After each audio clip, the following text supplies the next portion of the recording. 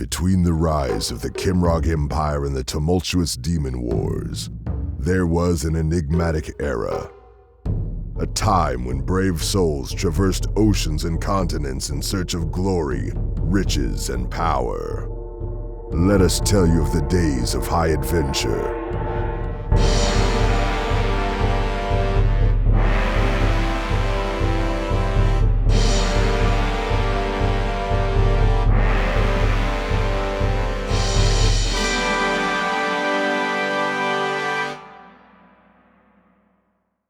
Hello and welcome back to High Adventure.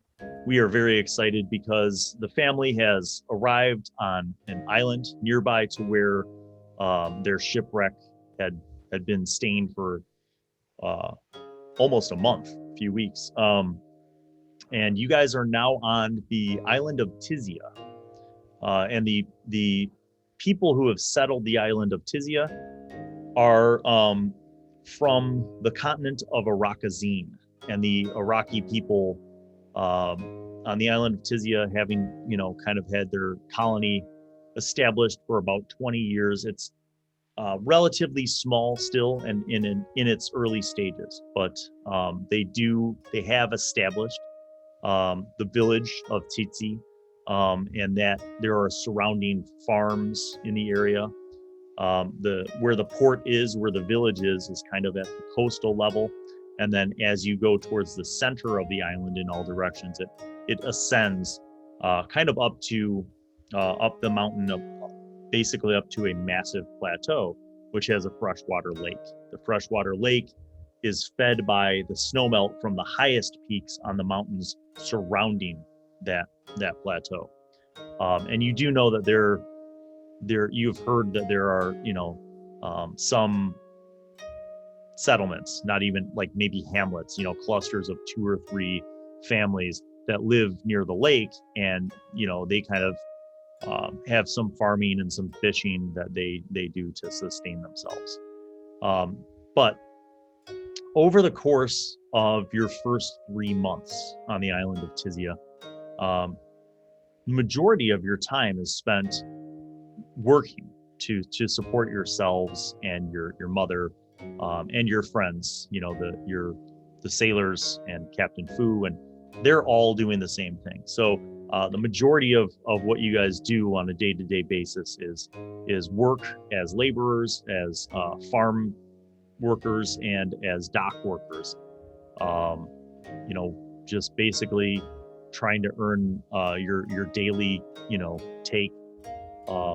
If you have a little bit of downtime, it permits you over the course of those 3 months to kind of explore your own interests and to kind of learn and grow.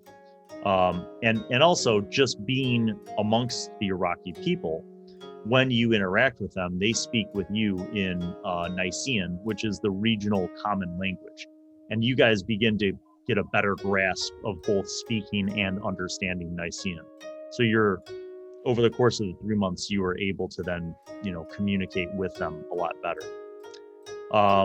So this brings us to what you do during this downtime, kind of on an individual basis. So we will start with the oldest brother, Shao Zhen. What is Shao doing when he has downtime between his work shifts and, taking care of establishing a family home and taking care of his mother? Shao's acclimating as much as he can. I think time has taken a toll on him with this previous island shipwreck, and now on this island here of Tizia. He's trying to kind of like at least find himself. I think the taverns are his calling. He's starting to just get back into going from survival to feeling that he can just let loose a little bit more, because he feels a little bit more that he's in an area of where he can just kind of let loose, where he picks up the drinking again. And I think a lot of the stuff that has manifested over these months, I think he's starting to drink more.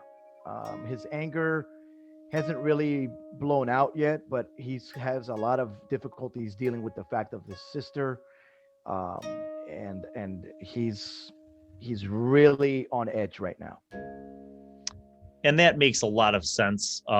As the months go on, it does occur to you, and you begin to wonder, like, how is it that we've been gone for months and there have been no search parties?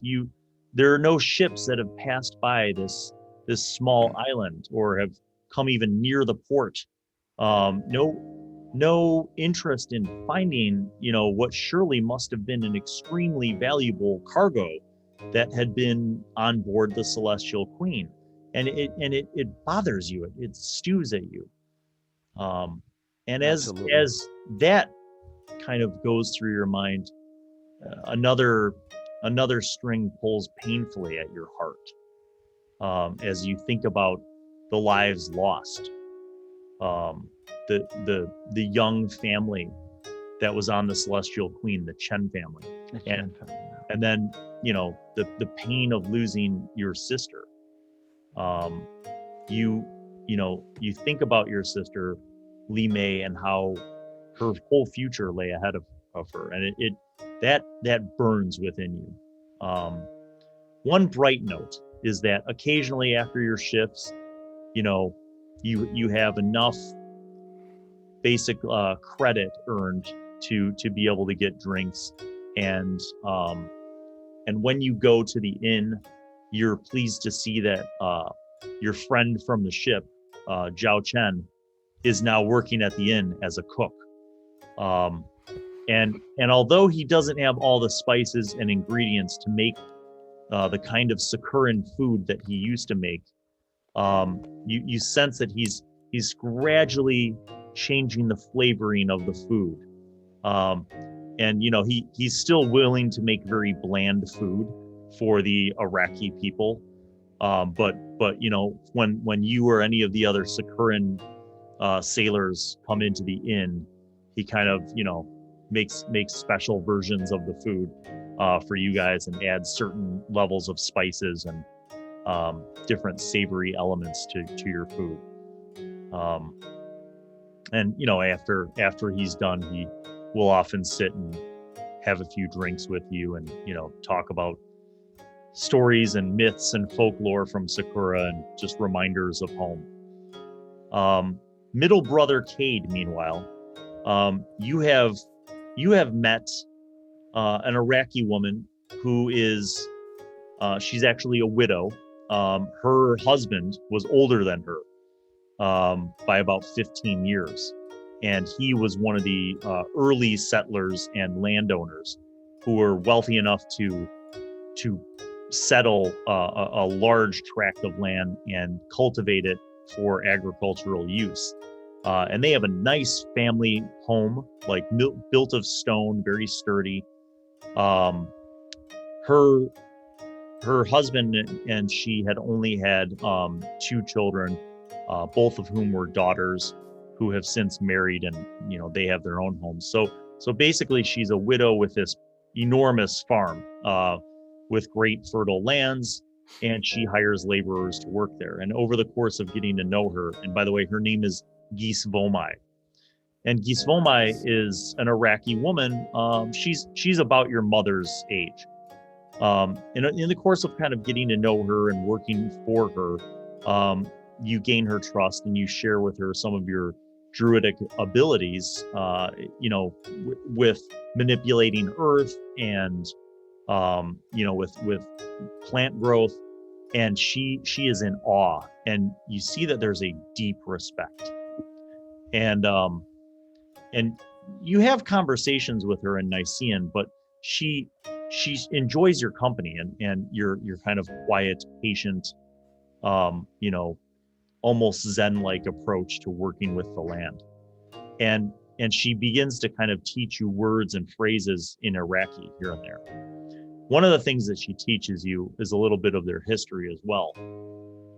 She tells you how the people of Arakazine hold your kind, the Druids, with the same regard as they do holy men, like priests and clerics, that they are venerated, that Druids are deeply respected in the culture of Arakazine, and that their gods, the the veneration of gods is not exclusive to just priests. That the veneration of the gods and the connections with the gods is also considered to be, embedded and imbued within the power of those who are druids. So you kind of understand that she holds you in a high regard. So she gives you work. You demonstrate, that you're a hard worker, that you're gifted. And in time, she begins to employ your brothers occasionally when there's additional work that needs to be done around the farm. And she provides you, the three of you and your mother, with one of the cottages that's on her land. And it's very modest. It's like a 3-room cottage. There's, kind of a main living room / kitchen / dining room / everything. And then there are 2 very small bedrooms. So, but it's still better than sleeping in a barn, and it's small, nothing like your family's estate in Sacura, but it's humble. But your mother genuinely, she kind of clings to this moment, and she started to kind of turn this cottage into, a bit of a home, and just kind of cleaning it up and sort of decorating it, and setting it up kind of gives her some sense of stability. In addition to that, what else would Cade be doing during his downtime when he's not busy? Yeah, he'd definitely be having conversations with the priest that he had been told about, and just learning more about their religious side and their gods. Okay, so I'll say that Gisvomai could introduce you to the priest, the Iraqi priest in the town, and this man, his name is also in their language. It's Zivais Kizoitva. I'll spell all this later for you. But he is an Iraqi priest, and the shrine in town that he maintains is a shrine to the water god, the Iraqi water god, Zivais Shu. And you catch, as you were starting to learn Iraqi, you catch that Zivais Shu is the name of the water god, but that the man you've been introduced to, his first name is Zivais, and his second name is Kazoitva. And you begin to understand that, like, it's kind of like when a priest takes on their vows, that they venerate all of the gods, but that they choose a patron above all the gods who they are most inspired by. Right. So they venerate all of the gods and respect all of them, but they must choose one to whom they pledge their patronage and also who inspires them the most. And so this priest took the name Zivais in honor of the water god, and that's kind of a common thing for priests, of Arakazine. So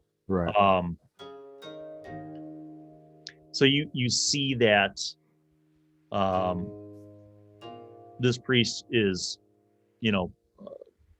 there are other in the shrine, in addition to the area of the shrine that's maintained for his specific patron. There are other worship areas with very primitive wooden carved symbols, depictions of these different Iraqi gods. So you begin to kind of learn a little bit more about their religious lore, and you see that they have a lot of gods, but nowhere near the amount of gods that your people have. Like the Sacurans have whole like hundreds of gods. Oh wow! In the celestial hierarchy, in the celestial hierarchy, like there are so many different gods.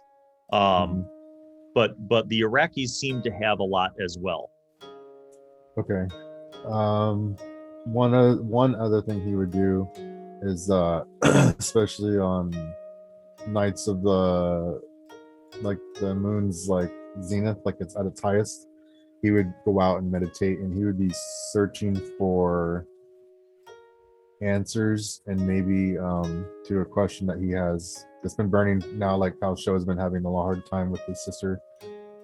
His hard time is a little more personal because he thought he could save her, but now he's looking for answers to try and maybe bring her back, because he knows there's ancient magics of the druids that it could be possible, maybe. So he's looking for those answers. I will say that as he meditates over this time, in addition to all these other things, that these are things that he could certainly explore more, but you feel that that nature, being your first and foremost of all guides, that death is a part of nature, and that bringing someone back from death could be construed as an abomination. Mm-hmm. But that you also know that there are gods, and gods are, they have rules, and sometimes the gods, can choose to change what has happened, and sometimes the gods can affect what would seem to be fate or destiny. Yes, that's why he's just meditating and looking for those answers to see what he can see. The supreme ruler of the celestial cosmos is the august personage of Jade, and your understanding of the celestial cosmos is not the same as a learned priest. Mm-hmm. Yours is a more intuitive understanding, as you have learned, instead of from books, you have learned from the world. You have learned from the primal world. You have learned from nature, from observation, and from isolation, from being isolated from mankind and observing nature and how it works, the very creations of the gods, right? So you contemplate all of these kind of things, and it makes for quite a few very heady kind of evenings where you're kind of deeply wrapped up in this existential, dialogue with yourself, effectively, and with nature, as you commune with nature and kind of try to listen to what nature is telling you. Yes. Excellent. Youngest brother Cho, your time as well has been split between working on fishing boats, working on the docks, and working as a farm laborer. But in your free time, you were able to do some stuff on your own as well. What are some of the things that Cho would be doing during this 3 months of time on the island of Tizia? After extensively making sure that we are safe and secure and Mother is taken care of, I start training, because I haven't been in my element in quite some time. So I train viciously and regularly. I fashion practice dummies out of tightened straw and put clothing on them, and work on my assassin's nature. I'll do you a improvement, because once you guys move into the cottage on Gisvomai's land, about 100 yards away from the little cottage that you're in is a 2-story old barn that is no longer used. There was a time where the farm had a lot more livestock, but they've kind of since reduced that, and instead of focusing on resource intensive livestock like cattle, they have kind of switched over to like chickens and hogs. So, but long story short is you have basically this huge pole barn of that's cleared out. So you set up targets around there. You string rope from side to side. You're practicing your acrobatics, your flips. You kind of create like a ninja training course. Dojo. Yeah, like obstacle course.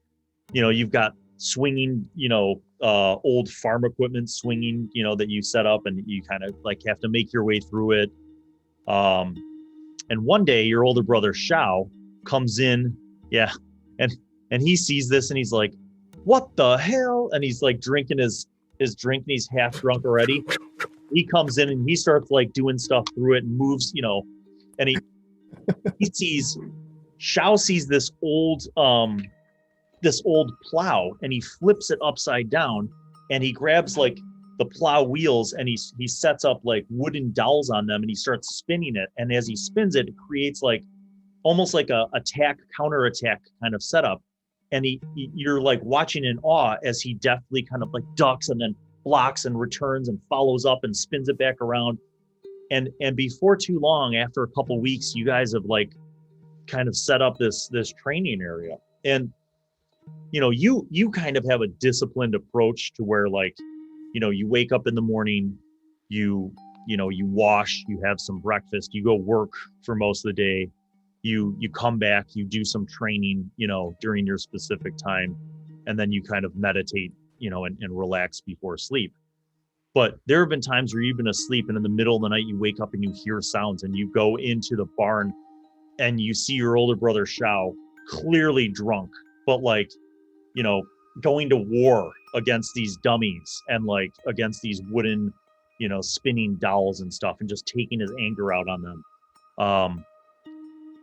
And even as you focus your skills, and the weeks turn into months, a few on occasion, a few of the Sacuran sailors who you guys, survived with effectively, they stop over to visit. Like, there's one instance where your mother's like, "I would like to invite the sailors to a dinner, my sons, and I have spoken with our landlady Kiskoma, and she is willing to provide payment in chickens for this evening. I would like to prepare a meal." And she invites, Zhao Chen and Captain Fu and a few of the sailors, and you guys have like a real nice dinner, and then, you're goofing around, and you kind of show your training dojo to a few of the sailors, and they're like immediately, enlivened and excited, and you guys begin kind of training them. And then somehow, like, word gets out. Maybe one of the sailors or a couple of the sailors were talking to some of the Iraqi fishermen, and the Iraqi fishermen kind of like, they're like, "Oh, what are these techniques that the Sacurans do?" And they come after work one day, they come back to your area, and your Shao and Cho, you guys begin to kind of show them these techniques. And by the end of the 3 months, you have just a small group of about a dozen people, about 6 of the Sacuran sailors, and then another 6 of the more open-minded Iraqi people, who are kind of studious and eager, and they can't pay you for your teaching in coins, but they bring gifts. Every time they come to the dojo, they kind of one time it's maybe a bottle of wine, or another time it's like, "Oh, we brought 24 eggs for your mother," or, "Oh, my wife baked this bread." So you guys kind of have these 2 or 3 times a week, these lessons in your dojo for your friends that you've started to make on the island. And that's kind of, in summary, how the last 3 months have gone. And as all of this has occurred, you guys have also had a bit of time to chat with some of the locals. And as you've learned Nicean, you've discovered different things. What is it that you guys are kind of most interested in learning about on the island? For Cade, it'd be the Whispering Woods. Like, I know the mine's a priority for us when we get to that real soon, but he's pretty interested in those woods, being as he is a druid. So as Cade has gotten to know more people and gotten the trust of more people, the recurring thing that he has heard from most of the people is that the woods on that side of the island that they call the Whistling Woods, people feel that they are haunted. People feel that, when the original settlers came here, they saw the woods, as full of animals and, potential resources, and they cut down trees, and they, used some of those ancient trees to build some of the first homes and settlements on the island. But that strange things began to happen, and that the people who built their homesteads near those woods began to fall ill, and some of them even just disappeared outright. And that, all these strange rumors occurred with hauntings and ghosts. And as for the mountains, you guys have all kind of heard, and I know, Shao, you mentioned that, in your hangouts at the bar and stuff, you try to talk to people. You have heard again from some of the people who you've gained more trust from, because most of the Iraqi people won't talk about the mountains.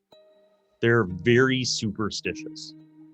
Like, they think that if you talk about it, that the hairy creatures are going to come down from the mountains and eat your children, kind of thing. So they don't talk about it. But the ones who you've gained trust with, they say that, that when the original settlers came to the island, that, the mountains were safe, but it wasn't until they started the mining operation that it became dangerous. So they caution that, but at the same time, they say that, if that mining operation had not been disrupted, that it's quite possible that Tizia would have been a much more populated and busy island. Would it be an expedition time, boys? I mean, I think that we should definitely use this time to get at least one exploration out there, at least attempt to make it into that area and see what's going on for ourselves, at least. I think we're more than capable now after 3 months of festering, and we need an adventure. So I gather the brothers and then discuss this with them, and then whoever I had in contact with that is willing to give us some guidance into that area safely, and then let's start exploring.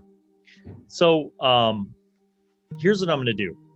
I'm going to say that, like I said, you guys have established trust with a group of people who have kind of started studying at your dojo.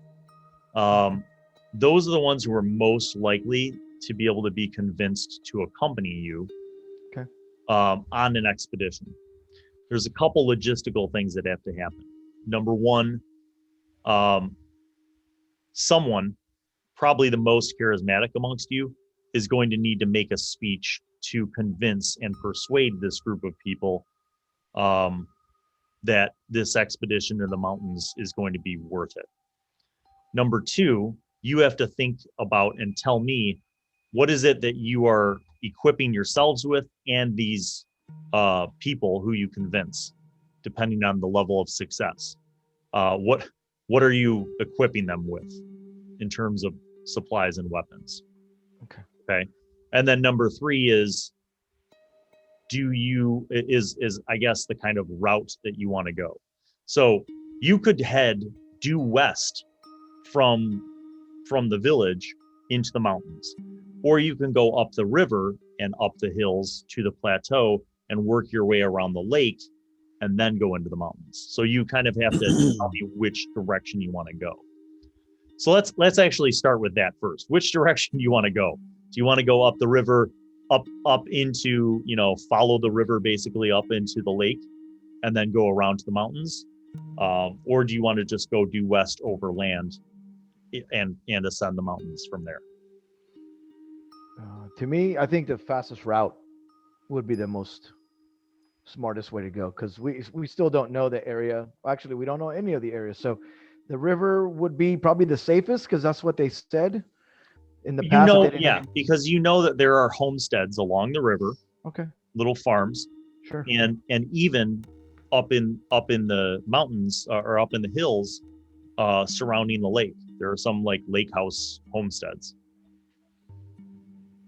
Yeah. Okay. So I presented to the brothers that I think the river travel would probably be the smartest to give us the most safest route to that point, and then from there on we get a guide to show us the mountain region area that's not very favorable.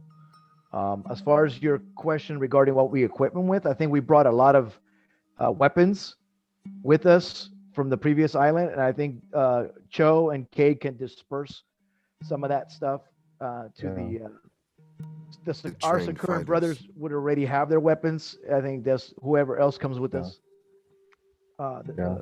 They would get their leftovers. Cade doesn't carry anything. He fashioned a handle for the shield that he found. That's all he really carries. He doesn't carry Perfect. anything else. And I think one thing that I want to do and address is to Captain Fu.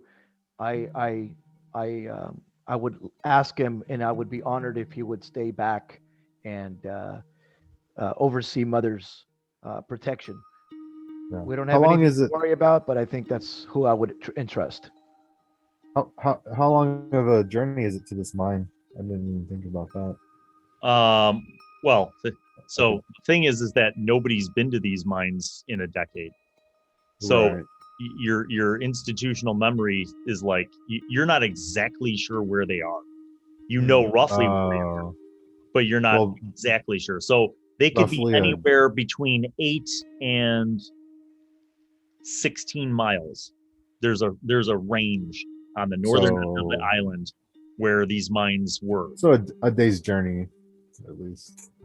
Oh, at least. I mean, that a day's journey assumes that you don't have know where you're terrain, going, and it assumes you know where you're going. You guys are going to be literally looking for evidence of the mines, so that Gotcha. Pre-existing trails that may have been covered up. Well, I mean, I'm sorry, the village to the lake settlements is about how many hours or distance? That would be a half day up into the mountains. Okay. So you can make it up there. You know, it's about 4 miles upriver and then 6 miles up to and around, you know, but that is sort of difficult terrain, you know. Let's take provisions. I think that we have established enough where we can ask for provisions for everybody. So it looks like a crew of 12 between Sacurans and locals, and then us goes. 3. That's 15. Well, that's the speech, and I will allow Cade to do the speaking. Me? Why? What's y'all's charisma? I only got a +1. My charisma is 20. Yeah, Cho will be doing it. I'll be giving the speech, brother. Folks, humbly apologize. So before we get onto the speech, though, what other? So here's what I got so far. You're going to hopefully have a recruit a group of people who you will arm with the weapons that you guys got from the other island. Sure. You can acquire water and food, but what other kind of supplies or equipment? Rope, a must-have. Torches, a must-have. Maybe bring some traps, because if we don't make it to where we need to go to and then we need to travel back, maybe capture some animals and bring it back for food. I can, in an emergency, I can supply us with food and water. Yeah, I got the food and water. I was asking more about supplies and equipment. Yeah. Do we have something that could be used as a flint?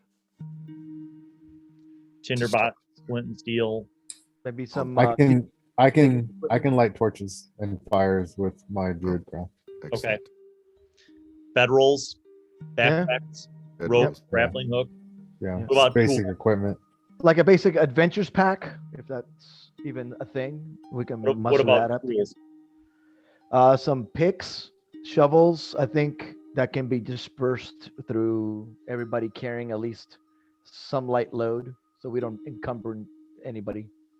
Okay, so here's the scoop.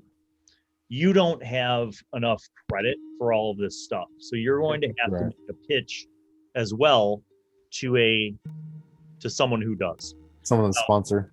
Yeah, Yeah. basically you know some I people, would like, you know, like the but mayor. the most, yeah, you know, the mayor, but you also get a sense that the mayor doesn't want anybody messing around by the mines because he's very superstitious. The You landlady. could speak to the landlady, Kisvomai, because she definitely has a lot of the tools and equipment that you might want, as well as the money to buy whatever you don't have. Mm-hmm. Cade. So, Cho, go ahead and I'm going to say that we're going to play through this. So your first speech is going to be when your brother takes you to the landlady, Gisvomai.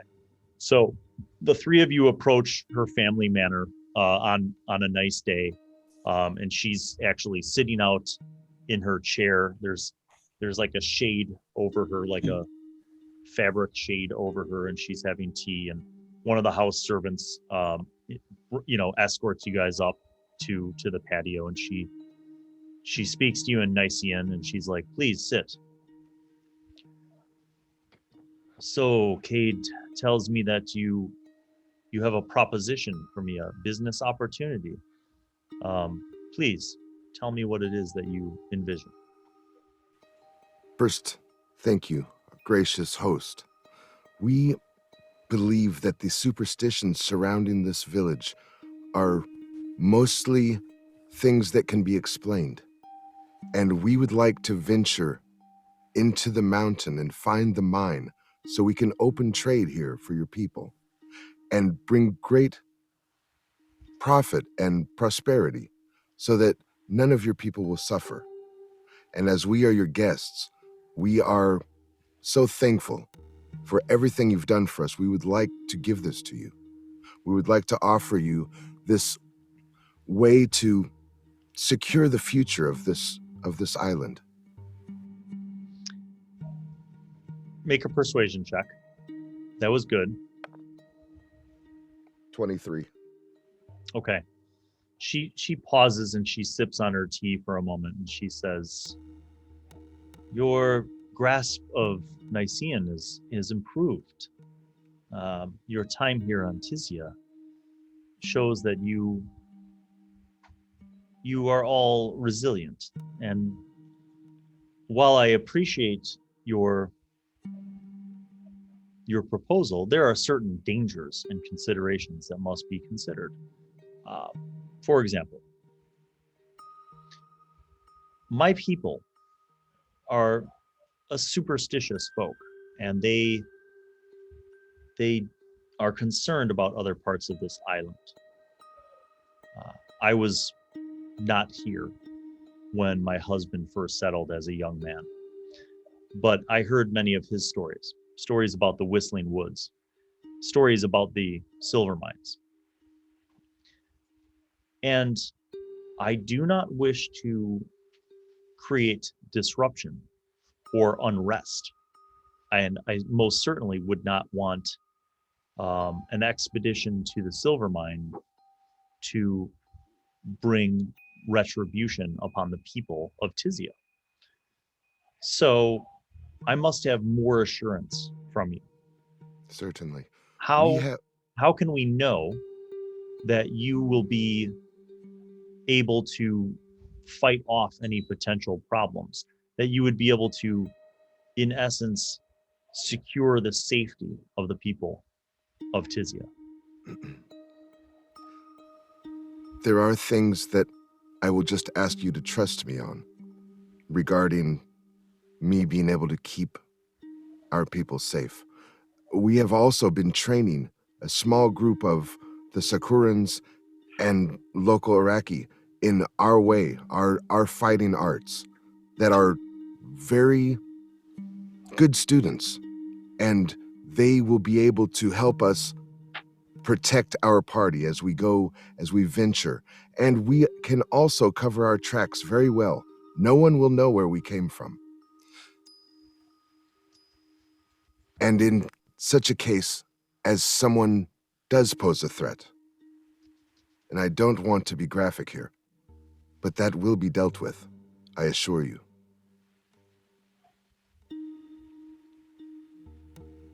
I will certainly use all of my powers to help protect this village. You have shown us great hospitality. And you have seen what my brother is capable of, yes? She hasn't, but I was about to say, I know you know a few of the things I can do, but I can do much more I haven't shown to She ensure. nods. She nods, and she looks at the manservant who's standing behind her, and she reaches her teacup up, and he pours more tea, and you hear her say a phrase in her language. You hear her say, "Zijiv fuzue vijople," to the manservant, and the Can I pick that up manservant. yet? I'm going to have you make an intelligence check. Okay. We'll see, depending on what you got. That's not the best roll, but not the worst. Just add my intelligence modifier. That's an 11. You picked up one word. You picked up you, like Y-O-U. Okay. So some kind of question. And then he responds and he says, "Vajiz deep fu nihod." And you notice he looks at you. Cade? Yeah, he looks at Cade. And then she nods and she says, "Suppose that you make an expedition. You find the silver mines. What then? Mines must be maintained. They must be engineered. There must be laborers, properly equipped with tools, structural reinforcements, and probably many more things that are required about mining that I, a humble landowner, would know about. So what then? Would you supervise these mines? Would you establish a camp? How would they become fruitful? And how would they be defended?" You want to say anything, Joe? Yeah, yes. We believe that there's enough people available to work that are looking for work as we speak in the village. That would be part of that. We would utilize your knowledge and your expertise, and you would be fairly compensated as part ownership of the mine as it is reopened. She smiles. Make a persuasion check. Nat 20 plus 6. Oh, yes. She says, "Fairly compensated. Your father must be an astute businessman. Fairly compensated. My charismatic young man, I would be very compensated. Very is the word in Nicean. It would be my resources. So when we speak of compensation, you have to understand that any investment that I put into such an expedition and into the maintenance, construction, and continuation and development of a mining operation would be entirely mine to recuperate. Your part would certainly be compensated fairly." Yes, I apologize for There's another misspeaking. matter as well. Secrecy must be maintained, because if we do find a mine and you are somehow able to secure it, and you are somehow able to ensure that there is no retribution upon the people of Tizia, and we are somehow able to get this mining operation going again, there are other concerns. If word gets out too swiftly, perhaps, that Tizia has an active silver mine, it could bring about unwanted visitors to our island. So even if we are fully operational, we must be very cautious. And certainly, this could include a need to take our silver ore to other places. Certainly. But in due time, this could be an excellent long-term investment. Yes, we will set up trade routes. We have an established colony on the island that we came from, if you remember. And we are very prestigious where we're from. Yes.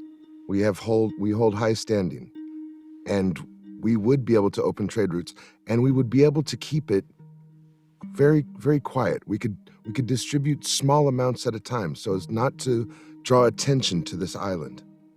And rest assured, your return on investment will be the first thing that is addressed. As soon as we open trade routes, you will be fully repaid for your entire investment.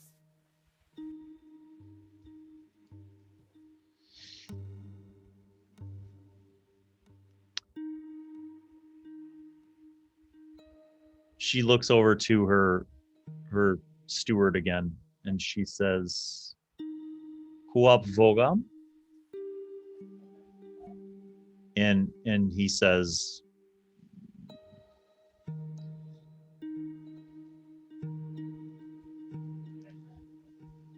"Hutoxmis." And he nods, almost like in a reluctant acceptance. And she says, "I will sponsor the initial expedition. I will provide you and your crew with supplies, tools, and so forth. I will need proof that you have found the silver mines, which means you will have to bring back some ore. A significant amount of ore, because as you may or may not know, when you refine the silver, you lose some of it in the processing. So I leave it to you. If you want to recruit a sufficient number of men, just make sure that you can bring back, let's say, 50 pounds of silver. Will you be going over land? Are you going to have mules, carts, or just on foot?" We would like to utilize all the resources available. If there are mules that can help carry the load, well, that I'm would be- sure that you could Brother. have mules and carts when you were going over land around the coast. we will set up But an once you encampment. ascend the mountains, you would have to have a camp. Yes, Brother. we'll set up an encampment and then ascend the mountain on foot. Yeah, brother, I can easily take care of hauling the material back. Shao Zhen, you have been kind of patiently listening to your brothers in this matter. You are all served. She has cups brought out, and these are like iron cups, like sturdy goblets, not like the dainty, well-crafted things that you guys are used to drinking from in your homeland of Sacura. And she nods to her manservant, who then brings out a large cask and serves a large cup of ale to each one of you. She reaches out and grabs her own goblet and lifts it up and says, "Then I believe we will have an accord. For this initial expedition, in addition to the 50 pounds of silver that you will bring back from me as proof of your achievement, you may keep whatever additional silver you choose. Should be more than a sufficient reward for your tasks, especially if you arrive and you have no obstructions or disruptions against you." She raises a toast to you guys. "Allow me to take a few days to make the arrangements. I don't want you going into town and buying everything from the general store. That would be too obvious. I believe that some of the tools that would behoove you to have for a mining operation, such as hammers, picks, and the so forth, we may have in our stores, and I will send my man to acquire some of the other stuff discreetly and through other people, so as to reduce suspicion. One more thing.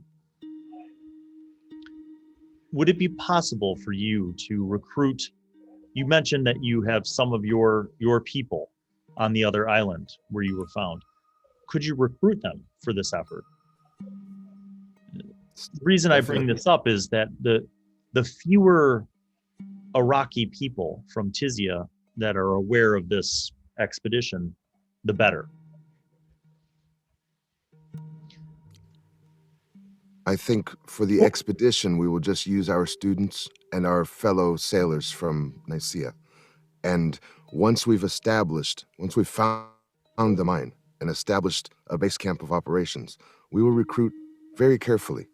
And we will send word back to the other island to see who would like to come and help. Very well. Then we have an accord. And she smiles and nods at you. And you all drink the ale. The ale is a strong, dark brown kind of ale. It is not like a Sacuran ale. It has a bitter aftertaste, so it kind of takes you a few moments to get used to it. There's nothing fruity about it. It's kind of a deep, kind of bitter aftertaste. And upon concluding your business, you guys kind of return to your normal activities. The evening comes and your students arrive, and you guys are now all in your dojo area. Your students are kind of in a half circle, sitting on the barn floor, kind of looking up at you guys. One of the projects that they recently completed was cleaning out the barn. Not just sweeping it, but like, taking out some of the rotten wood and replacing it, and even oiling some of the wood that is, more highly trafficked to maintain it. So the barn is looking pretty good. The dojo is looking in pretty good shape. But they're sitting on the floor in a semicircle, and they are looking up at the three of you guys. Students, friends, we have a proposition for you. We have come to know you, and you have come to know us. We have come to trust you, and you've come to trust us. Trust me when I tell you this. Most superstition is based on things that can be easily explained. My brothers and I would like to put a party together, to find the old mine, to create wealth for this land, to help your people flourish, and create trade routes between here and reach all the way to Nisia. We would like for you to join us. They kind of like, some of the Sacurans kind of look back and forth and nod. Some of the Iraqi people you see that they're a little more suspicious. Make that persuasion roll. 16. Okay. One of the Iraqi men, he says, where do you have in mind? Traveling along the river up to the lake, then finding a guide into the mountains. And they fear not, I see the fear already. A couple of them murmur to each other. And then you see like some of your Sacuran friends like seem confused, and one of them actually says, he's like, well, why is there fear? What are in these mountains? Is it dangerous? You would have to ask the people of this land. From what we understand, there may be things in the wilds, but nothing that we can't handle. Nothing I can't handle. And I just give that look. Can show off. They they kind of ask a few more questions. So one of the Iraqi students, actually a strong woman who's like also works on the docks. She looks to Shao and she's like, Master Shao, what do you think? Do you think that these mountains are truly dangerous? Our people were told for many years that there are strange, hairy beasts that dwell in the mountains who eat the flesh of men. These are your lands and these are your myths. Only way to know right now is for us to actually see it with our own eyes and bring back proof that what your ancestors have told you is true or not. Let's put an end to this unknown. We will do whatever it takes to protect you. We have, Brother Cho and I, given you the ability to defend yourselves. But within this family, we all take care of each other. So the fear of moving forward should be behind you and look forward to getting to know what the truth is what our next adventure should be. And I think we're more than capable of doing this. Make a hold on, let me think about this. Performance? No, all right, so I got a +3 on performance. +9. Hey, Oh you my be God. quiet. I'm going to have you. I'm going to have you. Oh, I know what I'm going to do. Oh boy. As you speak these words to these people with your true conviction, not trying to be deceptive in any way. Sure. You feel your mark of rebirth begin to tingle. Ooh. Ooh. And it begins to subtly glow. Roll persuasion with advantage. Your mark of rebirth grants you inspiration as you say this. The one thing that I don't have anything on is with advantage. Oh my God, 19. There you go. Yeah. Your conviction speaks, and your mark of rebirth, like the symbols kind of glow slightly, and you speak, and and you see the Sacurans in the crowd almost without question. They nod, and even some of the Iraqi like look to each other and they're like, yes. One of the other Iraqi like farm laborers who you guys have been training, he says, I trust you, brothers. You have given us your time and knowledge and your trust, and in turn I trust you. But I must ask, I know that I am not the only person who has a family to support. If we are to go on this expedition, is there some kind of pay for it? Because it's not easy to disappear for a week. And should one of us die, I would expect that our family be compensated. Is this a fair topic to discuss? I want to assure you and everyone here that if you feel that your life is only made to be a farmer, then stay behind. If you move forward in this adventure with us, you will be compensated. And that is my word. And that's all that I need to say. If you would trust me up to this point, then allow me to prove it. So let's focus, get ourselves mindset, and let's move on. And I think you will be more than compensated for what you provide us. They all nod, and you hear like murmurings of approvals. You notice that the man who asked that question, he stands up, and when he stands up, you see the others begin to like look around and they all stand up, and then he bows and all of them bow to you guys. The next few days go by. You guys kind of are just preparing. You explain to your mother about this expedition and the particulars. She, as always, asks you to please be careful and to make sure that you return to her. She assures you that she will be fine.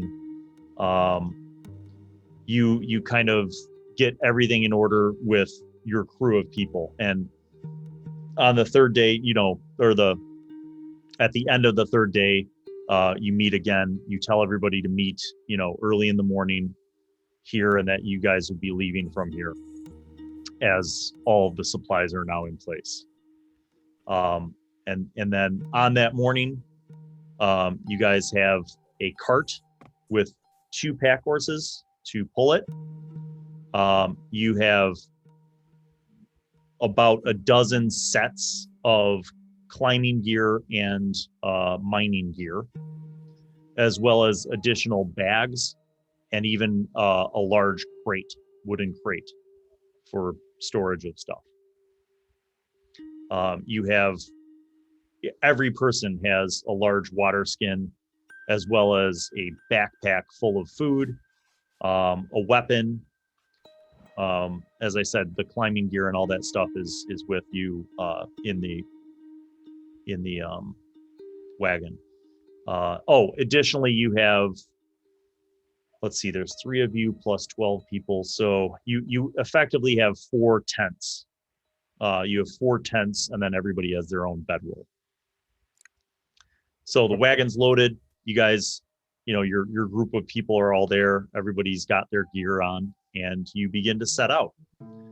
And you travel along the north side of the river. And you kind of gradually, you see that you are ascending. You kind of look behind you. You see every once in a while, the village is growing smaller in the distance as you ascend up these hilly paths. And these are paths that they're not roads, okay, by any stretch. They are not, there's no cobblestone or nothing. This is just dirt paths. And every once in a while, your wagon kind of gets stuck in a rut because you are kind of in a, damp, humid Mediterranean climate. And it's, you're following a river, so the ground is sort of damp. So it does take you half the day to get up to, the plateau level. But you get up to the plateau, and you on your way up, you passed numerous little waterfalls and stuff that went down, feeding the river. When you get up to the plateau, you get through a clearing, and in the distance you see, just unfolding before you, for as far as you could see, a lake. And the water is cold, fresh water. You see a couple of the people, in the expedition, like go down to the shore of the lake and kind of scoop water up in their faces and drink the water. It's refreshing. You guys take a brief break. Everybody gets out their rations. You kind of have like a lunch break, and you're kind of just camping out for an hour, letting the pack horses cool down and get some water and feed. So is there anything you want to do during that time?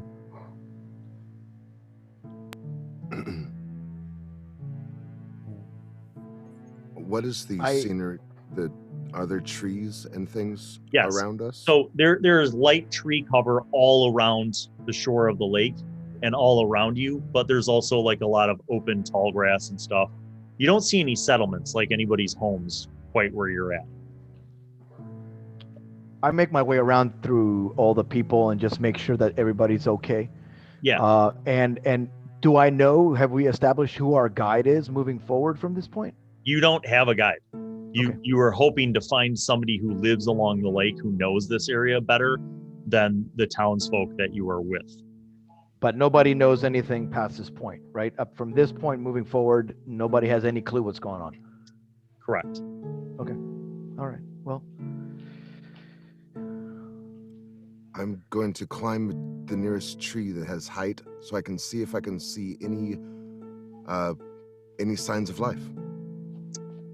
You see lots of animal signs of life, birds, little, rodents. No At tents, one point, no smoke. no tents, no humanoid signs of life. And you can see, the lake is huge. It's miles across. So you can't even see the other side of the lake. This is not like a pond. Okay. So it's pretty significant. From where you are, 1, 2, 3, you could barely see the village of Tsitsi, like it's a speck on the horizon. You do see the mountains to the north, maybe 3 or 4 miles away. You see some of the mountains. We need to find a local fisherman that can help us make our way up the mountain. We So, just need to find somebody you- that has an idea. Yeah, if you follow kind of the northern coast as you go north and west from where you are, that kind of heads towards the mountains, and that's where you think there might be more settlement area. Go. But you're definitely in kind of a dense wooded area right now. There are lots of big, thick pine trees, and I looked at Brother Cade. Brother Cade, do you sense any tracks that you see that have been man-made anywhere around here? So give us a direction of travel. you guys can go ahead and make survival checks to see if you can pick up any tracks. Check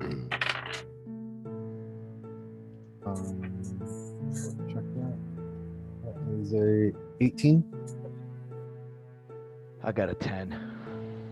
You do not find anything in this 12. area. And I mean, you search for a couple hundred feet while everybody's taking a lunch break. Mm-hmm. I turn around and look at the natives and I say, do you guys have any stories or any myths that you've been told that can kind of give us or guide us with a direction? Does anybody know of any villages up here that might be of interest where we can stop and ask for directions moving forward? I would hate to be just walking around. The Iraqi people tell you there are no other villages on the island of Tizia. That it's there might be individual settlements. Does But anybody that know? there aren't any that they know of that are more than 1 or 2 households, that have kind of banded together. So your assumption is that if you just follow along kind of the lake, that you'll run into something. Okay. Let's That's do the that. game plan. Follow the lake. So you guys, after the break, you kind of start, following through, and it's for the first couple miles, it is, dense woods. So you're kind of negotiating your cart. It's kind of slow going for the first 3 miles. And then it starts to open up to kind of more sparse, trees kind of intermixed here and there. And you see, you're getting closer to the mountains. And you see that this is kind of also a more hilly area. So you see hills that are tree covered, and then it kind of levels out, and then it goes back up. And, there's some spots that are kind of, it's all a very green area, lots of shrubs and tall grass. But it's also kind of hilly. There are parts that kind of maybe, a couple hundred feet in from the shore of the lake, it rises up into hills that are a couple hundred feet tall. Make perception rolls.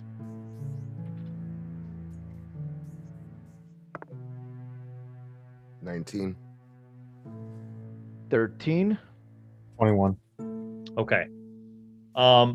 You're actually looking at, as you're kind of low going along the lake, you look up at one point. This is now about maybe 5 miles into the journey around the lake. You're kind of at this end of the lake, and there's like a cove, and you see like a fishing shack and a wooden pier, and then up the hill from that you see like a cabin, and you see like, you know, stone fireplace and like some smoke coming out of it. Wonderful. Yes. Looks like there's a small fishing boat that's at the pier.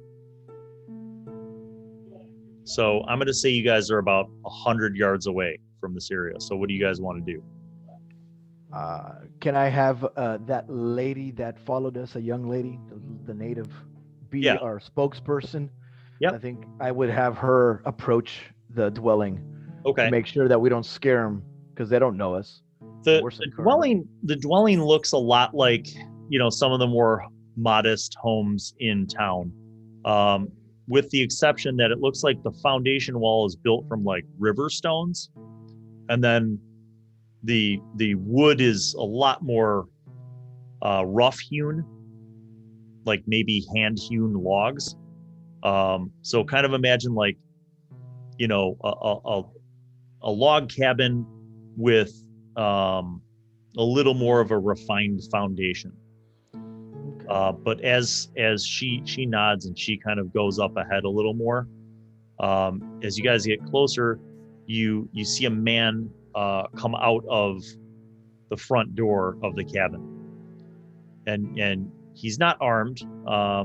He's fair-skinned. He looks like the other Iraqi people. He has like a kind of a long brown beard and kind of shaggy brown hair, and his hair's not long, but it looks like he kind of cut it himself with like maybe a blade or something.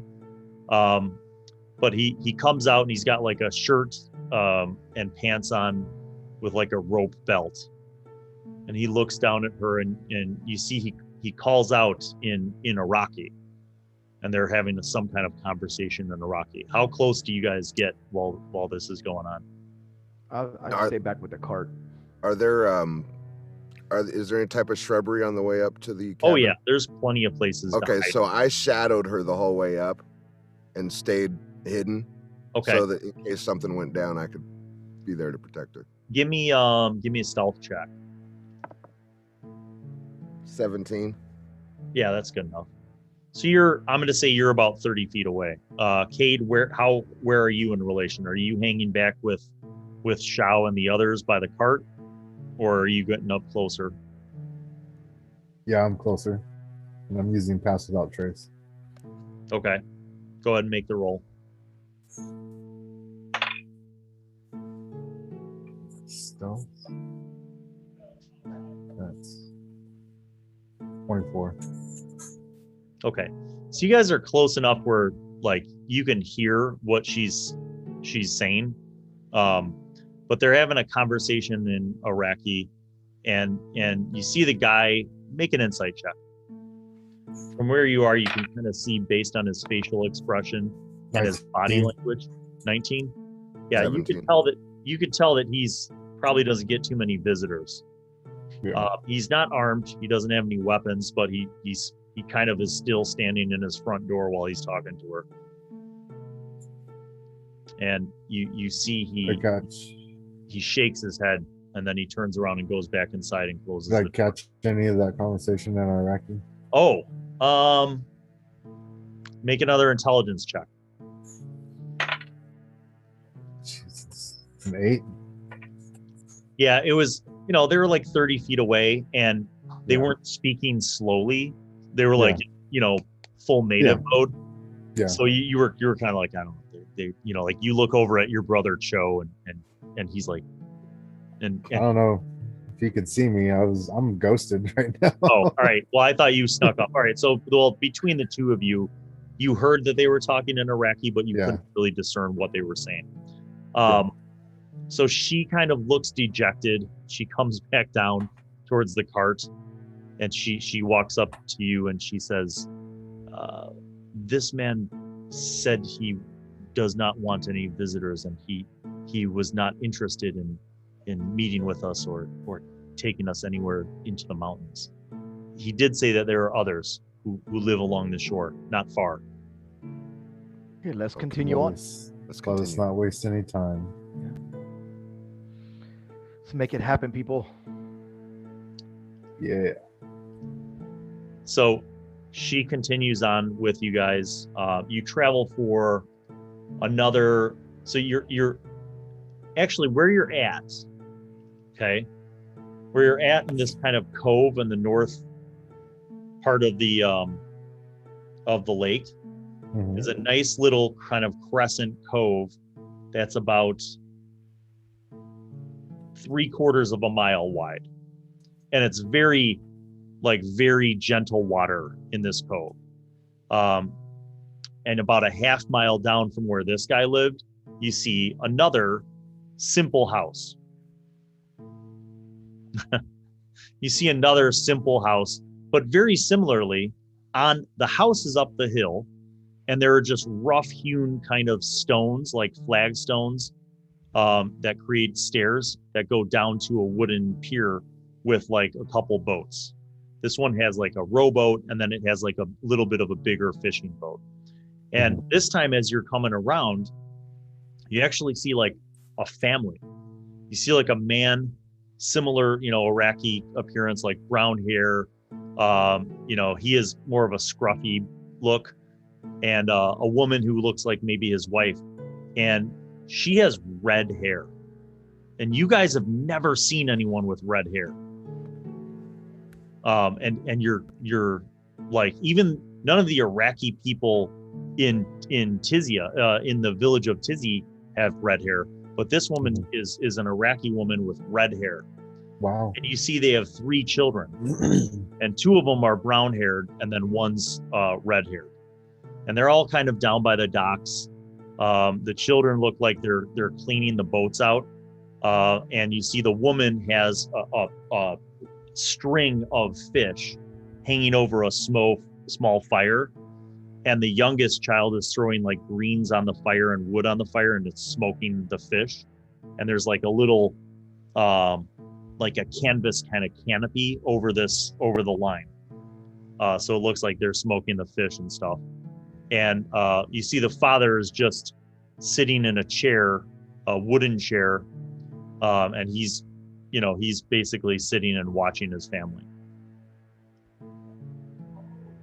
Okay, perfect. Let's not approach, and I once again ask the lady to help us by approaching them and talking to them.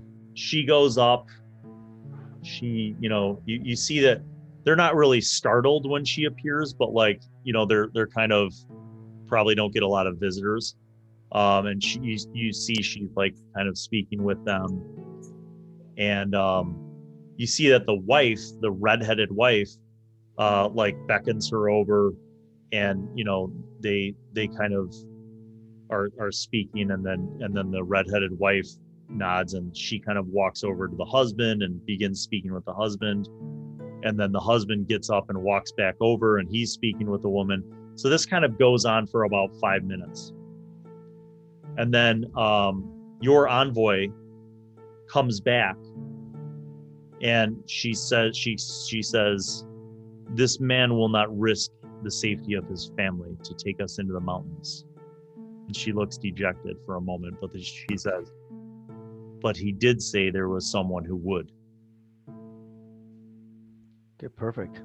He said this man lives farther along the lake, and he is Borean. She says, "Do you know what is Boreans?" Is that a people? Yes. They are brown in skin, very dark. They are from the continent of Borea. I don't imagine we know much about them as Sacurans. You've never seen a Borean in your life. She says, "Should we go there?" I think that's our last option. Elsewise, we will have to make our way ourselves. Yeah, let's do what we can to expedite this. I think. Make insight checks, all of you. Oh 19. yeah. 23. Nice. And do I have? And I will pause. Okay, so what you guys 19. get for rolls? 19? I rolled 15. 19. I got a 23, so Okay. that was Pretty, So- pretty high. Insight wise, you get you get a couple different reads from your group. Your envoy, she's like settled on this, like she's like, yeah, I'm okay, but there's a little bit of unease. But from a few of the other Iraqi who, like, when they overhear Borean, that you see they like look at each other and they're like, and your Sacuran friends like have no clue. They What's the matter with this Borean? one of the Iraqi men speaks up and he says it is said that they speak to the spirits of the dead. Is that a big problem? I speak with spirits as well. And they're like, you just sense that the Iraqi people are very superstitious, and I know. you see two of them like do this thing with their fingers where they twist up their fingers and they like say a thing into their mouth, and then you've noticed that this is a thing that they do when they get Mhm. superstitious about Yeah. things. It's like throwing salt, you know. Yeah. I'd like to gather them around and inspire them. Oh, to good. be to not be scared. I'd like to encourage them that these superstitions, while they are a part of your culture, I assure you, I have seen many things that will dispel a lot of the things that concern you. Now, if these people speak to the dead with malicious intent, then that is one thing. But if they speak to the dead as respect, then that is entirely different. I don't think that we can judge them before we have a chance to speak with them. I go back to the cart and I try to find a beverage, and You mean like an alcohol-based beverage? yeah, it could be something like that. And then I approach Cho and then kind of disperse it amongst the people while he's having that discussion. And I look at him and I say, "Don't be worried. There are worse things out than superstitions." Why would you put that in their head, brother? Because we're drinking. It's not the right thing to say. We are the scarier things. Sort of, yeah. And I was pointing to myself.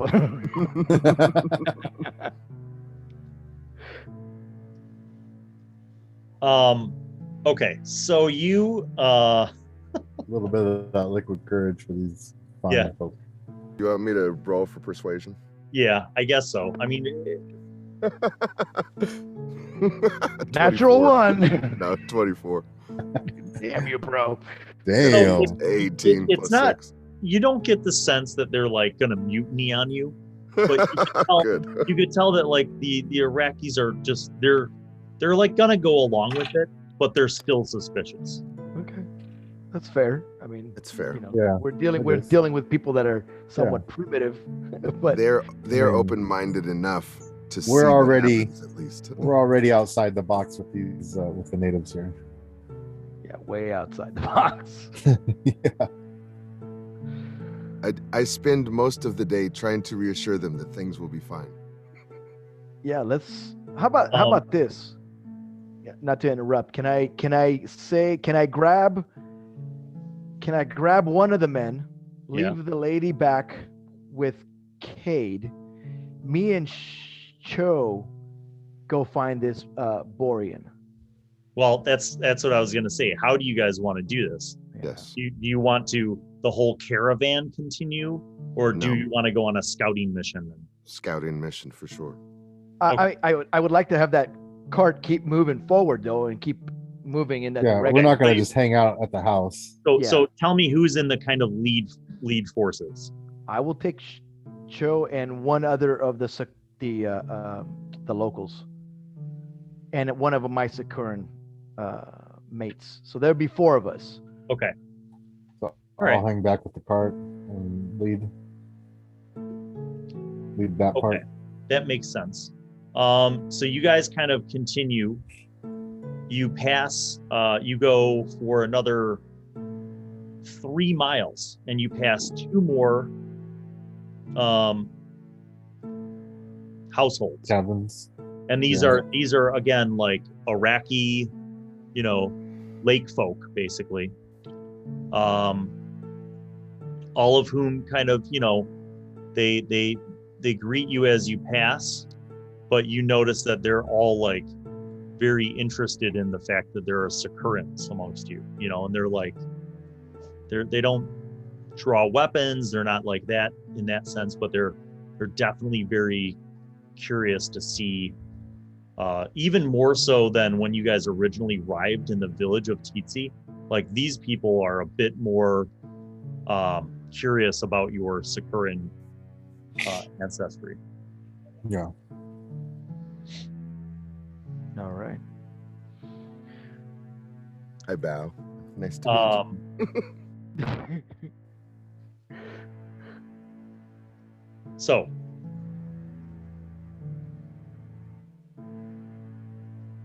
about 5 miles down the coast, Wow. you see that the hills that were kind of to the north have kind of simmered down. Now you still have mountains way to the north, but from where you're at, you actually see mountains to the south of you. And you think that these are the mountains when you guys first came over on the boats, remember? And you saw mountains, and then you kind of circled around the coast and you saw the huge forest, the whistling woods. You think that you were on the reverse side of those mountains that you saw when you were approaching the island from the southwest. And they're only a couple miles away. But you kind of come out into this verdant land, like green and open land. And you see by the coast, again, there's another inlet that you get to, but it's like open land. And you do see some trees and stuff, but you see a cluster of docks. There are 3 docks with rowboats and fishing boats. And then you see like an actual path, like somebody took river stones and made a path. And this path goes off through like a cluster of trees. I think that's the. I think that might be the way, brother. Yeah, I think so. So you guys go through there.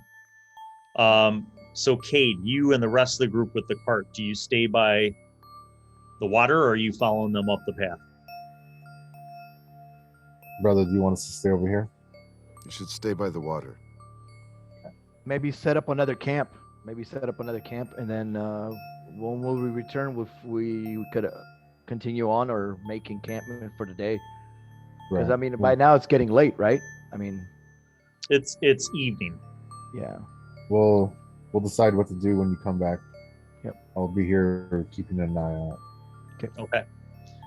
You guys, the advanced group, you guys kind of head up this path through this. I'm going to say it's a grove of woods that's about 100 yards wide and maybe 50 yards deep. You go through this path that cuts through this grove of woods, and when you emerge on the other side, you see that you are in like basically like a small hamlet. You see like farmland. Interesting. Like you see farmland that is cultivated. You see there are, different like actual sections with like wooden posts for the different crops.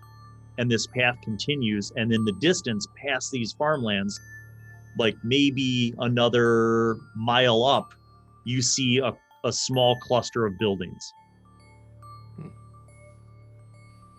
Seems rather developed for a one-man operation. Or it could be the locals, yeah. Another local establishment. Cho, I think it's time for you to Time to investigate. disappear and head on in front of us while we approach. I slink into the shadows and make my way in the darkness. Stealthily. What'd you get? 17. Okay. You make your way, through the crops, and you get within, I'm going to say, about 100 feet of the farmstead. What you see is, first of all, the construction of these buildings is not like what you've seen on Titsy. You see that there is a building that looks more like a hut. It's more circular. There are poles that kind of like support the four, main kind of pillars of this square building, but then the poles kind of go up to make a cone of a roof. And it's tightly thatched roof. It doesn't have a stone foundation.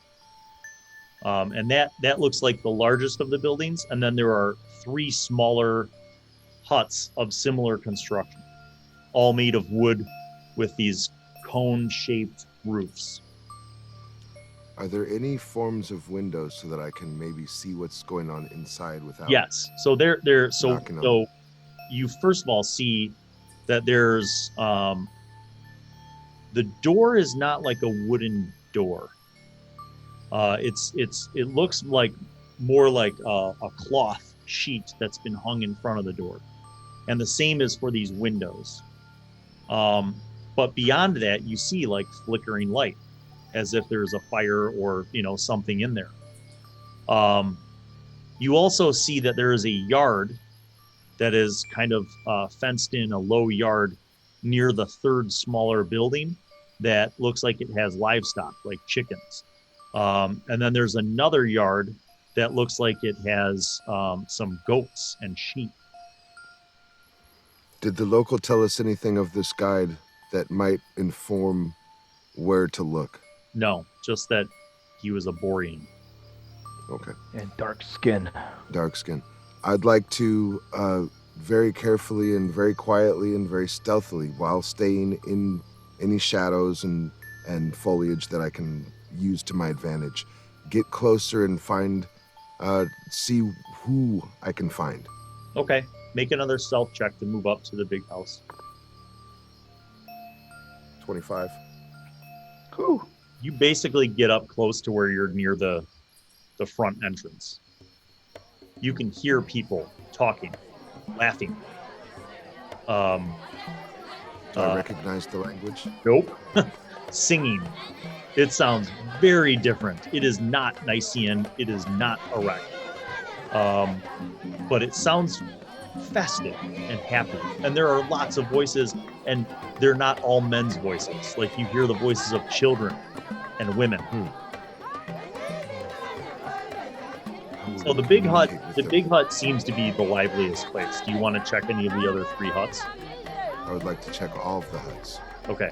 So you get to the other 3 huts, and each of these smaller huts seem to be like habitations. Like, you could peek through the curtain and you see that each of the smaller huts is set up with effectively like 4 bunk beds that go around the circle. And in the center of each of these huts is a ring of stones for a fire. And there's like a oh God, my brain isn't working. Like the thing that holds up the tripod that holds up like a kettle, and you can grill on it and stuff. So it seems like each of these smaller huts is like a small abode, like a small family household. All empty? Currently, yes. And like they're all two of them, they're at the gathering, have like two of them have like little mini beds, like for babies, basically like cribs that are adjacent to the bed. Okay. I would like to, after discovering that the hut is empty, I'd like to enter the domicile and see if there are any clues of what type of people these are. Okay. See if there's warriors among them. Make an investigation check. Any of that kind of good stuff. 13. It would seem to you, based on what you were seeing, by the clothing, by the decorations in these smaller huts, that these are the huts where women and children live. Okay. None of these huts have any weapons that you could see. They do have very colorful, like it's clear that they have utilized the wool of the sheep to make clothing. There's and dyed it. It's very vibrant color, not like boring earth tones like the Iraqi people that you've come to see, like where they wear like gray and brown, and these are like vibrant, and not like Sacuran, but more colorful like Sacuran. And they've dyed these clothes, and you see like the dresses of the women kind of have different sorts of stylings to them. There's beads, beadwork integrated into the collars and stuff like that. Do I get the sense that this culture separates the men and the women? From these living abodes? Maybe appears to be possible. But the sounds that you heard in the big house didn't sound like their decoration. Yeah, it sounded very, very festive. And the smells, I forgot to mention that sense. When you were by the big house, you smelled foods, like mouth-wateringly good food. Like you smelled spices. Like you haven't smelled spices since you left Sacura. Like the Iraqi people are a hardy folk who eat a lot of bland, flavorless food. And you smell like food. Good eats. I will return to our party and advise what I've found. Make a exiting stealth check. 26 with a nat 20. All right. Dude. You just stroll right back down. You get to your brother and the others. Love that die, bro. That gold die is doing So what do you say? So nice today. I have found a small civilization here. There is a large building where these people seem to have been gathered and celebrating. There's food, smells of spices, and colorful arrays of clothing designs in the smaller huts. They were empty. I believe they are all together in one building, having some sort of a celebration or a gathering.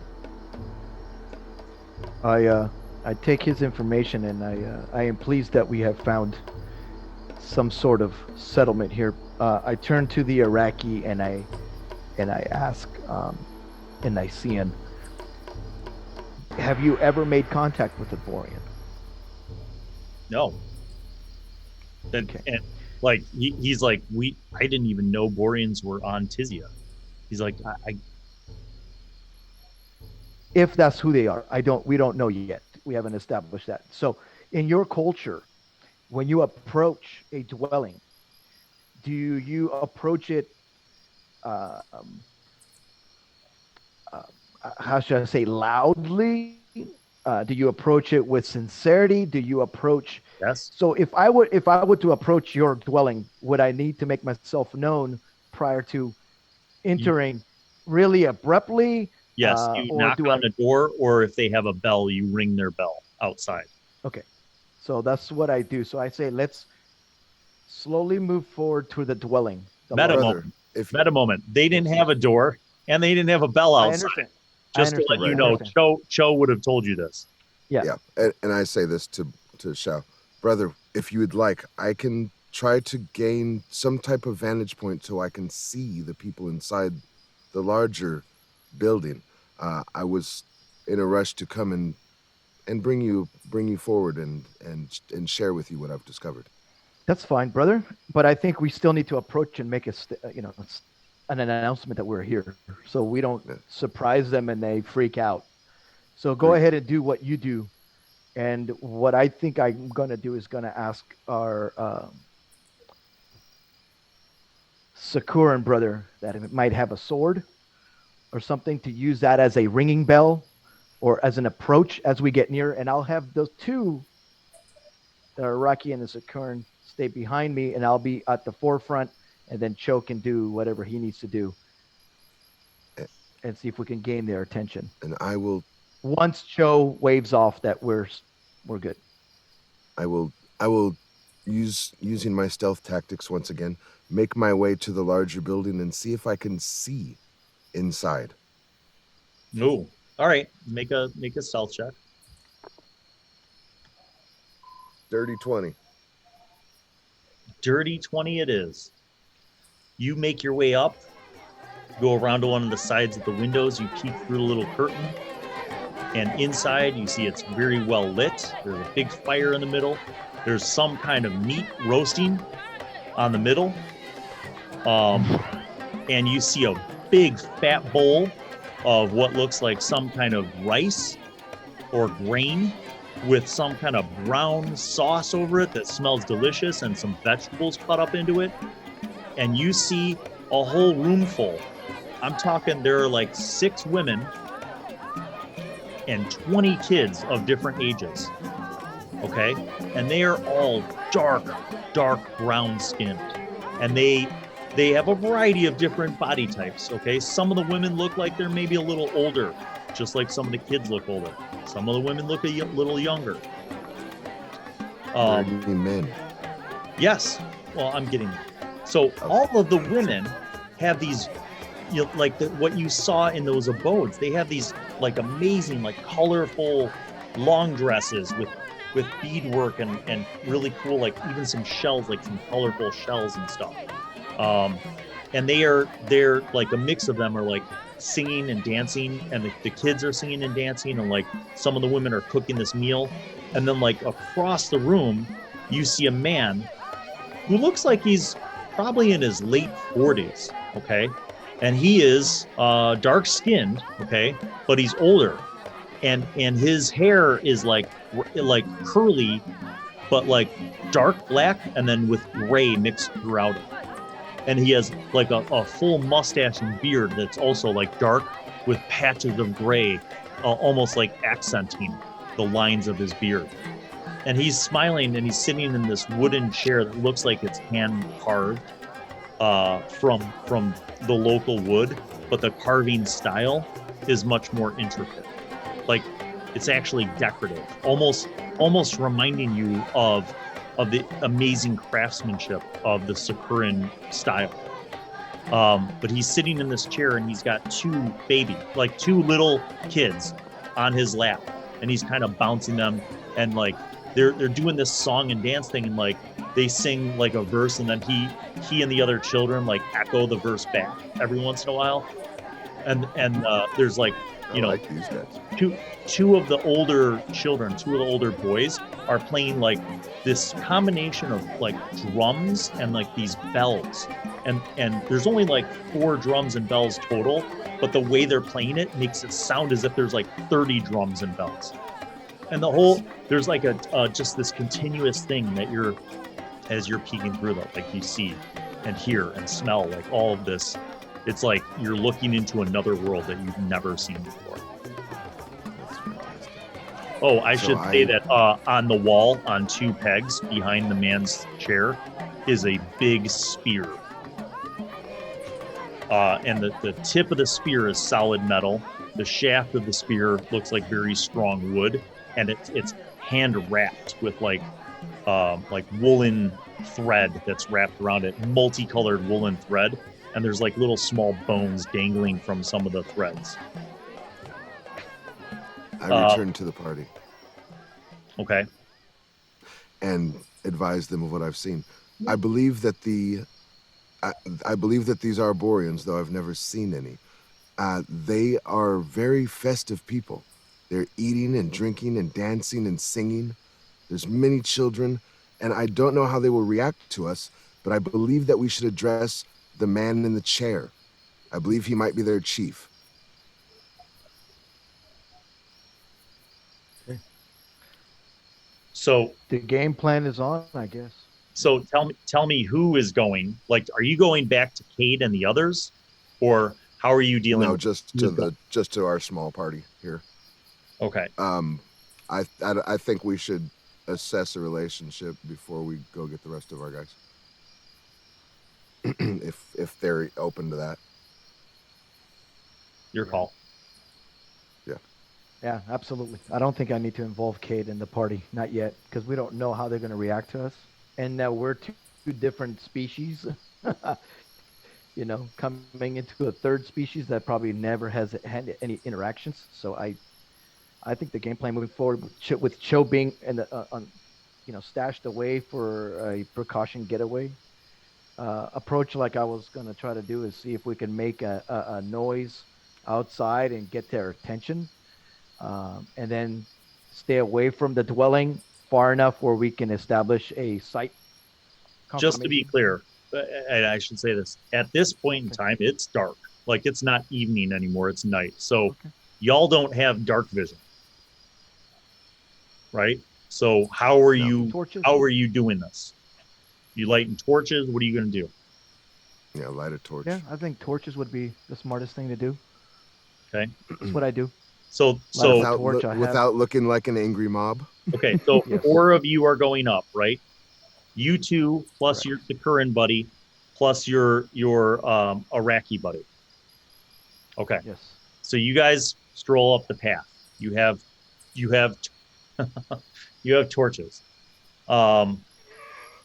You get about 15 feet away and you see that the front door curtain opens up, and a small boy, like a child who's maybe about 6 or 8 years old, like looks out, and he's like smiling, and he looks out, and he looks like at first he's just going to one of the huts, but then he sees the torches and he sees you, and he goes, ah, and he runs inside, and he goes, Baba, you walk through that my face. Then you hear him yell, and then you hear like a commotion from inside. What do you do? I stand peacefully. Yeah, we're just stand back. Yeah. Okay. Holding the torches up. About 12 seconds later, the middle-aged man comes through the curtain. And you don't see his right hand because it's holding back the curtain. So he comes through the curtain and he sees you. And you hear voices behind him, and he's like, shh.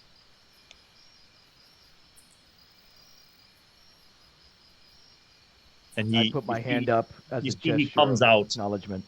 He comes out, and now you see in his right hand is that spear, and he's almost using it like a walking stick. And he's not coming out aggressively towards you. He just kind of comes out slowly, and he steps down to the ground, and he comes up to you about 5 feet away from you. And I bow. He looks at you guys. He looks at the Iraqi first, and then he looks at the Sacurans. He looks at the 3 of you, and when you bow, he bows, and then he looks at the Iraqi, and he says in Nisian, he says, "Good evening. What brings you here? And how is it that you came by these from Sacura?" And the Iraqi is like, that's a long story, friend. He says, "Good evening. We are travelers from the village of Titsi, and these Sacurans, they are our teachers. We are on an expedition. We seek a man who is Borean, who is a guide. They would speak to you. They understand Nicenum." And you see the older gentleman looks at you guys, and he says, "You speak the language. You can understand the words that I'm saying?" Yes. We do. And you have come seeking a guide for what? We are looking for a guide to take us to the mine that is local to this land. You see that, like, you see that when you say that, he kind of like looks over his shoulder at his household, and then he looks back at you and he says,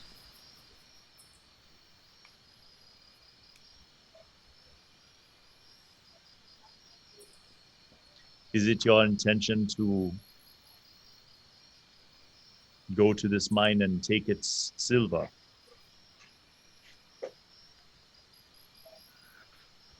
Speak honestly. I am gonna tell you that we are seeking silver with Yeah. the intention to profit. Do you know that it is very dangerous because there are monsters that live in the mountains that protect the silver? We are aware of the peril that is ahead of us. And as I'm saying this, I reach into my pouch and I bring out one of the merfolk necklaces that I took from that island, and I offer this to him. For your time in speaking with us, regardless of your decision. He puts his hand up. He says, do you have more people, or is it just you? We have travelers with us, not too far away. Bid your travelers That to will be- come. Tell them to come here to my home. Okay. I will wait. So I turn around and I look at the Iraqi and I say, please make haste with my Sacuran brother and tell the party to come up. He runs off. The man stands there, like, just staring at you guys the entire time. It is uncomfortably silent. There's no small talk. He kind of looks at you. One of the women comes up and like whispers something in his ear in Borean, and he nods. And you see she kind of turns around and she barks off some orders basically to all the rest of them. And they go back inside the big house. A few minutes later, Cade, you're not even a few minutes later, like moments later, Cade, you're with the rest of them, and you see the Iraqi envoy run up and kind of like explain everything that's going on, and is like, "Come, you've all been beckoned, come." So you guys kind of move up the path, and you arrive. Yep. When the rest of the group arrives, the Borean man looks at Shao and Shao, and he says, "Are these all of your people?" All that we brought with us. He says, you may be welcome to my home. You are now my guests. Please to understand that of respect, you should leave weapons here on your cart. Your things, your possessions are safe here throughout the night, and you will stay as guests in my home. He says, you will be as my family. You will be fed and cared for. My name is... You honor us. My name is Wangozo. Welcome to my home. And then he steps back, and when you bow, he bows again. And he says, come. And he beckons you guys in. Your group kind of like warily and carefully goes inside. And you see that while you were waiting, the women and children have laid out these, again, wool, but dyed, colorful rugs, these mats that are like clean and very colorful and vibrant. And they've been laid out in a pattern, like a circle around the fire. And all of the women and children now are like kind of seated back against the walls. And when Wangozo brings you in, he gestures for you. There's a huge bowl of water, like a basin of water, like a barrel. And he says, please wash yourself. And he takes water in his hands and he puts it up on his face and like wipes it through his face and his hands. And then he kind of flicks it on the ground. And then he says, please wash and come sit. We have food. So you guys, in turn, each one of you kind of do this process, and you're all kind of seated. And then he goes up and he sits on his wooden chair, and he looks to one of the women and he nods, and she smiles and she barks off some command in Borean. And the women come out and they begin bringing you these, they start serving up these kind of plates, but they're also bowls. with this rice and this brown sauce. And you notice that they have bread, but it's not like the Iraqi bread. It's flat. It's almost like parchment. But then they hand you these bowls and this bread, and there's chunks of meat and vegetables mixed in with the rice and stuff. But there's no utensils. Like there's no chopsticks. There's no utensils. So you guys are kind of all like holding these platters of food, and then like one of the women says something in Borean, and then like she says, "Eat, eat," and she picks up a piece of the bread and uses it to scoop up the rice and the meat, and she eats it like that, and then like everybody kind of laughs. The Sacurans kind of dig in first, and they're like one of them like looks over at you brothers, and they're like, "Oh, it has flavor," and like as like it has flavor, you can taste it. And then you see whereas like the Iraqis are more like they're like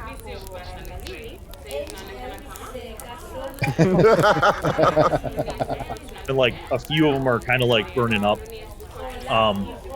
And then the women come around with like more bread. So the Iraqis are kind of like eating the bread and picking the fish out and kind of avoiding the rice and the sauce. You guys have a delightful feast. And by the way, only a few minutes into the eating, like Wongozos like does another command, and his children begin playing these instruments again. And they're not dancing, but they're playing like kind of a light, gentle song. And they pull out a new instrument that you didn't see before, Shao. And it basically looks like a huge gourd that's been dried out, but there are strings strung across it. And the way that they pluck the strings, it makes a variety of sounds. And the kid just moves this piece of wood along the strings and kind of bends the notes musically. And it's almost like a little meditative song that he plays. And as you guys kind of complete this evening and enjoy the feast at hand, you find that you are in good company. And we'll find out what happens next on High Adventure. Make sure that you like and subscribe, tune in, and we'll see you on the next episode, everybody. Peace out.